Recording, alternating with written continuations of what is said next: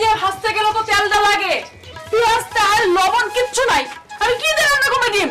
হ্যাঁ, কি দিয়ে রান্না করবো? কও না কেন? আচ্ছা তাহলে এক কাজ করো, দুইটা ডিম সিদ্ধ করে ফেলো। সিদ্ধ করলে হবে না?